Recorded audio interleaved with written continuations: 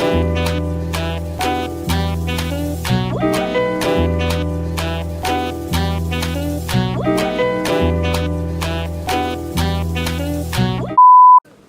right, everyone, welcome back to the House of the Dragon review. Today we are reviewing episode 4, and baby, it's heating up. It's heating up, okay? Look, 18 plus all over the video, 18 plus. Granted, if you not really grown, you really should not be watching this anyway. But in this latest episode, King of the Narrow Sea, baby.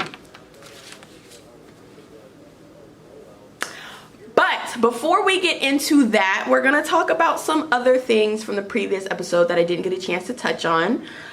Just some things to keep in mind.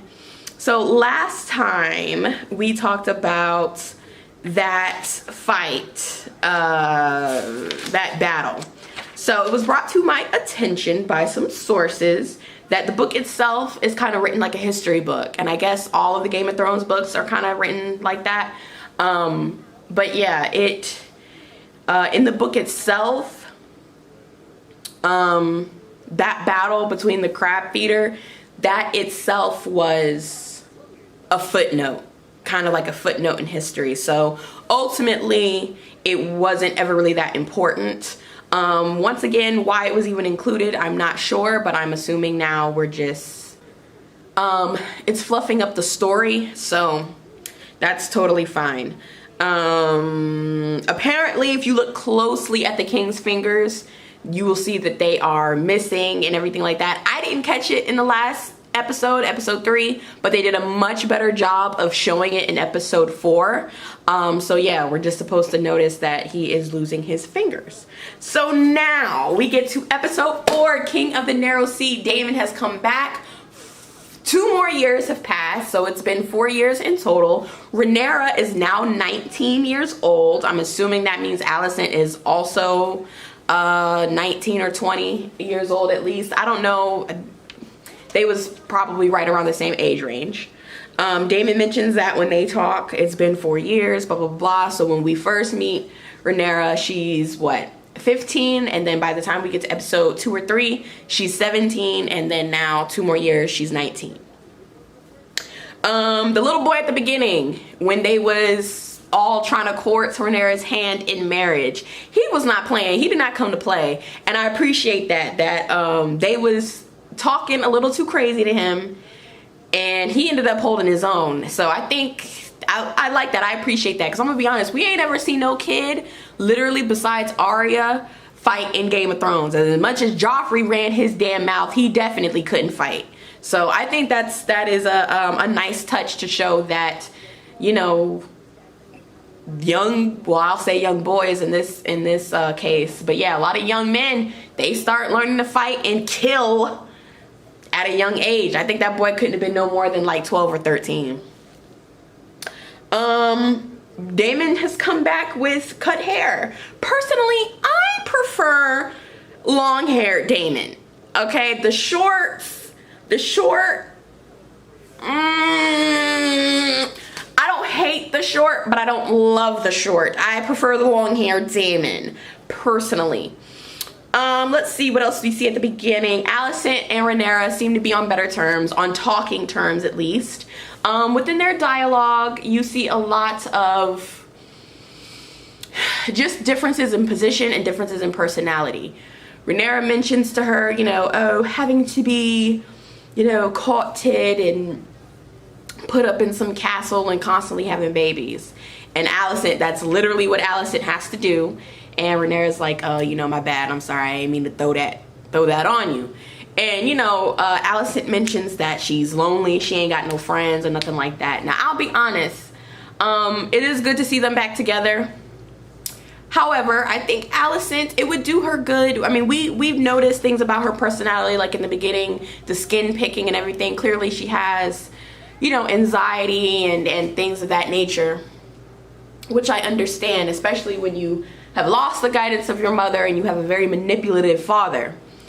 It's sad, but I feel like Alicent by now, 4 years into everything, should be a little bit better with playing the game.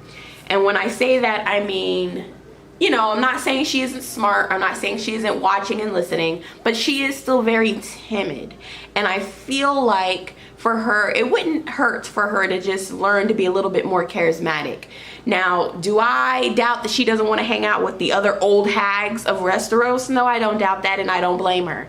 But I think just for a little bit of entertainment, or to make her situation better than it is, you know, sometimes you have to laugh or cry. And I feel like at this point, girl, you gotta laugh, because this is what you have to do. There's no way out of it besides death. And it sucks, but that is the reality of the situation. So I think it would be good for her to get to a point that she kind of learns to accept the position she's in. Because unfortunately too, as much as it sucks to be with a man that you don't really love, you know, you may like him and you're playing along, but there could be worse kings, and we know that there could be worse kings. This Viserys isn't that bad. So I think this is probably the best situation she could have been in. But they're both, I think, jealous of each other in a way. Of course, Rhaenyra is upset that she was able to produce an heir that could potentially replace her in terms of the throne. But of course, Alicent is jealous of Rhaenyra's position. You are the princess. And granted, we both come from good houses, but you're the princess. So you get a chance to actually talk to these men and have them court you and maybe date you and whatever. Both situations suck, but Viserys clearly is much more understanding than Otto Hightower in terms of fatherliness.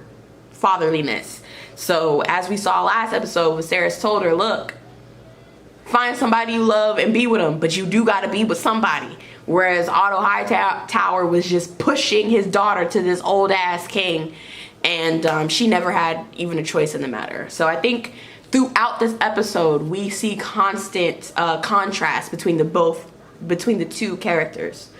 But it is good to see them back on speaking terms at least. Now, I love that we get in this show, because we are more focused on the Targaryens, I love the fact that we get to hear the Valyrian language so much more. I think it's a beautiful language, and it just definitely makes the Targaryens feel more regal. It makes them feel like, oh no, this house is a big deal, because no other house speaks another language. You know, so the fact that they're speaking it so fluently, and it just feels so natural. I love that. So good for the show and HBO for really making that much more of a priority this time around. Let's see. All right, well, we got to just get into it. At this point, girl, this episode was all about sex, okay? It was all about rendezvous. It was all about freaky deaky, all kind of stuff. So, baby, at this point, Daemon takes Rhaenyra out, you know, to be free, to be wild, to see what is beyond the walls. And at first I was thinking maybe his idea was, you see what else is out here? Like, you got a pretty good position. Like, this is not all it's cracked up to be. But Rhaenyra ended up liking it. She clearly is feisty, and she likes the fast life, okay? Daemon and Rhaenyra, please be fucking for real. Please be for real. Seriously, I could not believe what has transpired, babes. But Daemon couldn't go through with it. You know what I mean? Now here's the thing. I will say this time around, sex has been presented in the story much more eloquently, I think. And it has been used much better to move the plot. And I think that is excellent. For example, seeing, once again, the difference between Alicent and Rhaenyra. Alicent has to kick it with the king. That's just what it is. She's laying there, looking stiff as a board, miserable, you know, smiles at the king a little bit, you know, go back to staring off into space. Whereas Rhaenyra actually got to feel pleasure. She actually got to experience what it's like to want somebody, or to have, you know, those emotions running through her. And again, I think that just shows the two contrasting situations is, and that how probably we're going to move forward is that Rhaenyra is going to forever be making choices for herself. Whereas Alicent, unfortunately, is in an unfortunate position to where she can't. She just got to do what she got to do because that's what is expected of women. So I think that was an excellent comparison. Like I said, as much as we hate it, you know, Viserys really could be worse. But yeah, Daemon clearly, when they was in the pleasure house, couldn't go through with it. And I feel like at first I felt like he just felt guilt. When I was watching it, I was like, why you can't go through with it? Because y'all been flirting since the first episode. But I thought maybe it was guilt. Maybe it was like, oh, you know, this is my niece, like this is wrong, whatever. But then as I watched the rest of the episode, and then I watched after the episode, and make sure y'all are watching behind the scenes once the episode finishes, because they give more details about the plot. But they were saying how, you know, basically once Rhaenyra started showing once again that she was feeling it, she's having a good time, she's not really off put or scared, that threw him off. And his plan to kind of manipulate her or to get the jump on the situation kind of failed at that point. So then he, you know, backed out and left her, which I think is corny. You could have at least took her back to King's Landing or whatever and not just ran for your life. But anyway, that was wild. But I'll be honest, I saw it coming. I think we all saw it coming. I think we all knew that, you know, Daemon and Rhaenyra were going to have some type of moment. Did I think it was going to be episode 4? No, I did not think that at all. But I think from context clues and also pictures, you know, even getting, I don't want to say leaked, but released by HBO themselves, when we get the older Rhaenyra and everything like that, I think they end up together at some point. Whether it be a political move or whatever, or they really feeling each other, who knows. But I think what this showed us about Daemon is we just can't trust his character. Because as much as I was thinking, well, he feels something about Rhaenyra. He's either attracted to her, or he loves her, or he has a soft spot for her. He still takes himself far enough to still try to manipulate her to get back at his brother, or whatever the case. And that's not true love. That's not love with the best intentions. Even when we seen Viserys and Daemon link back up later, and Viserys has had enough. He takes a knife to his throat.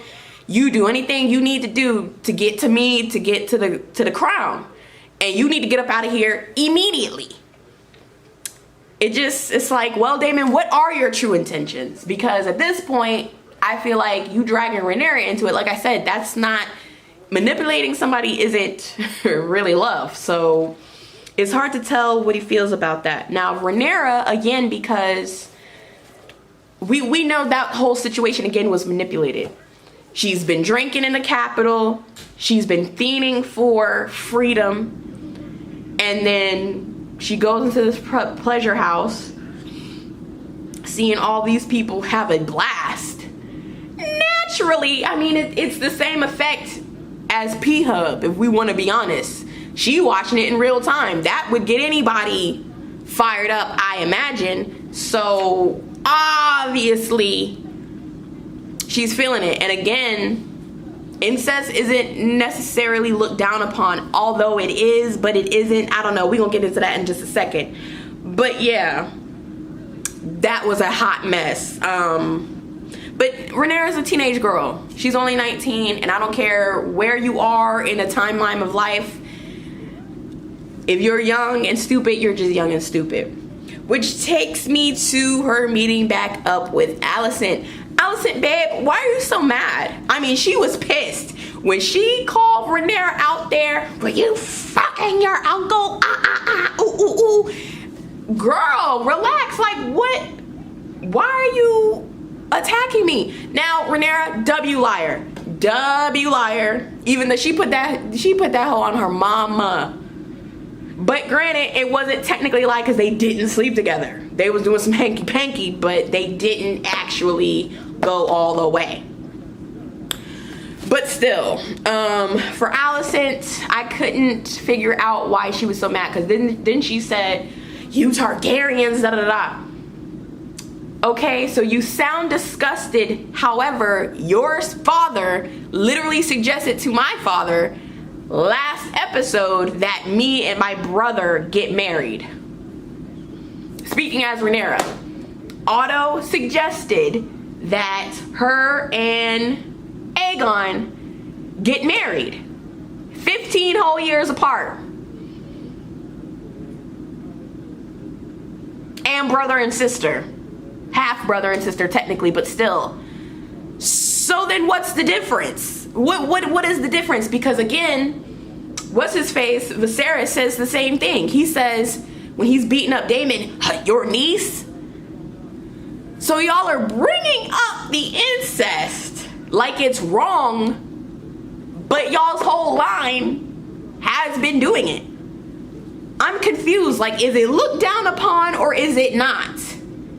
Because it's like everybody seems to know the deal with the Targaryens, but then when it starts happening, everybody start being like, are they serious?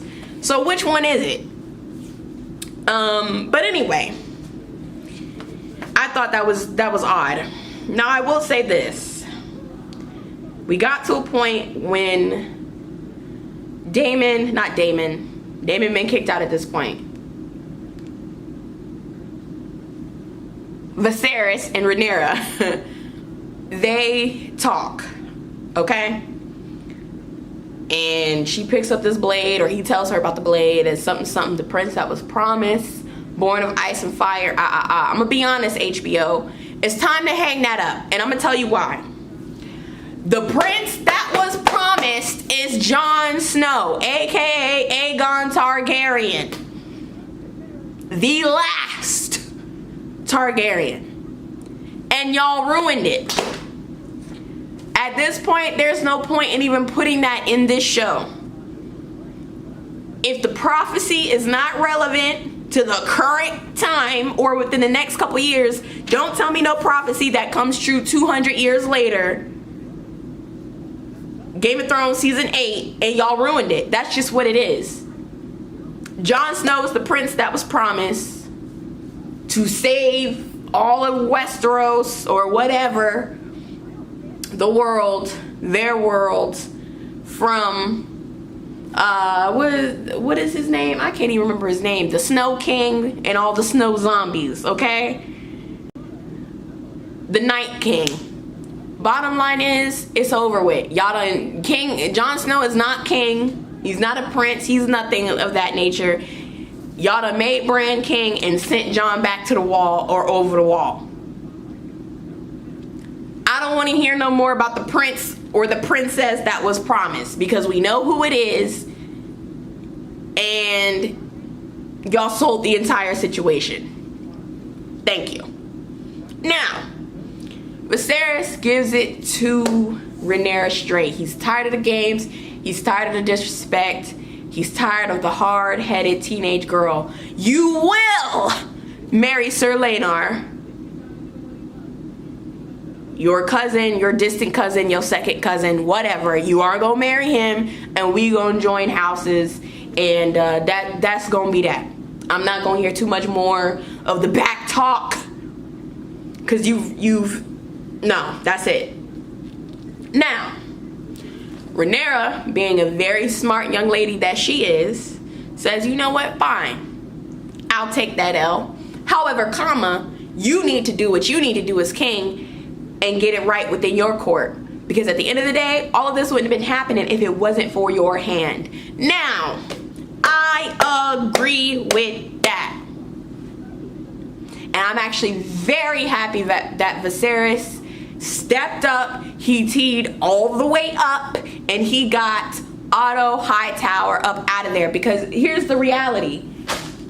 Hightower, do I doubt that he cares about the king? Do I doubt that he cares about the realm? No, I do not. I think he does have a good relationship with the king and all this, However, to be 100% for the realm, you do have to have a very unbiased and unselfish agenda. His is completely biased and selfish. Hence his calculated moves to get his own daughter to hook up with the king and produce an heir. And we seen just an episode ago, or the episode before that, one of the last 2 episodes, he told Alicent, convince the king that Aegon should be the heir. Don't you want to see your firstborn son on the throne? Well, what mother doesn't? Hightower, you always had a card up your sleeve for things to benefit you, okay? You always did. So bottom line is, I think it was a good move for Viserys, because honestly, Viserys, you are too gullible, and you taking everything the hands say. You know, you've been noticing these last couple episodes that he's silly. You've been noticing that he is silly, okay? And that he's been suggesting to you that your daughter and your son hook up. He's been talking about politics all the time and doing whatever. And the reality is now, Otto, you've been caught. You have spies out. And it's not gonna work. So good for Viserys, for Tiana, but hopefully in the next couple episodes, because here's the thing, now we hitting the climax, okay? So episode 5 and 6, it's about to be some bullshit, I can almost guarantee. So I really hope Viserys, he gets serious to a point that he understands within himself that you can't keep letting stuff slide. You've been getting manipulated, honestly, by everybody around you. Okay, so you gotta be serious. This is why nobody respects you as it is. But the first step, I think, is removing Otto. Now, at the end of the episode, Viserys sends Rhaenyra a plan B. Basically. Now again, I don't know if he believes that Daemon and Rhaenyra hooked up. It wasn't explicitly talked about that they... Now, we know they didn't sleep together, technically. He did not penetrate. But I don't know if Viserys knows that or not. But we do know that she slept with Sir Christian Cole. And I'm going to be honest, I like them two together. I think they're both young. They both complement each other well. And I'd like to see them together. Unfortunately, I don't think that can happen because he's not from some powerful house and whatever. But I'm gonna be honest, I hope they continue to mess around. I hope they do. Go ahead, sis. Do what you need to do. Do what you need to do. But anyway, nobody knows that her and Sir Christian Cole slept together. So I can only assume that Viserys is assuming that her and Daemon did. And he done sent her a plan B. He done had one of the maesters concoction something up.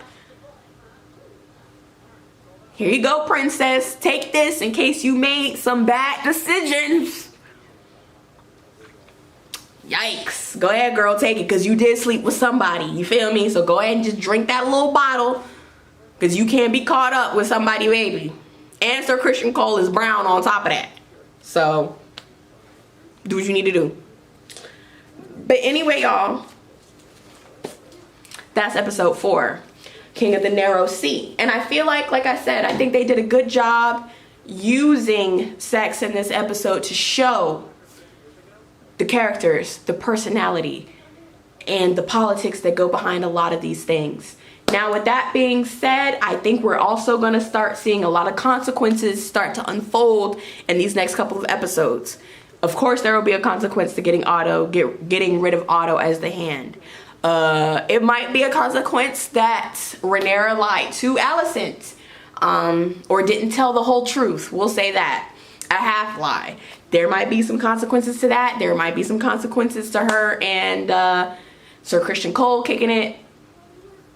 We don't know, but we are about to see it unfold. So yeah, I think we're about here on the climax. Episode 5 and 6 are going to be up here, and then we're going to start to descend. Now, normally back in the day during Game of Thrones, usually episode 8 or 9 would always have a death or some bullshit. So we going to see. I'm gonna be honest, like I said before, and I stick to this, I don't see Viserys making it past season 1. Those are my predictions, but we will see. So yeah, but anyway, how are y'all liking House of the Dragon? Baby, it's cooking up. I live for the drama. I live for the drama. It's giving Jerry Springer, and I'm having a blast. So I think this is definitely the spike up that we needed, for sure. But yeah, how are y'all liking it? What do y'all think? What did y'all think about this past episode? What are y'all looking forward to? Do you have any predictions? Leave it all in the comment section down below. Don't forget to like the video and subscribe, because I will be doing these videos every week until House of the Dragon is done. So please feel free to come back and join me next week for episode 5. But anyway, that is it, y'all. Thank you so much for watching, and we'll catch you in the next very, very messy saga of Westeros. Bye.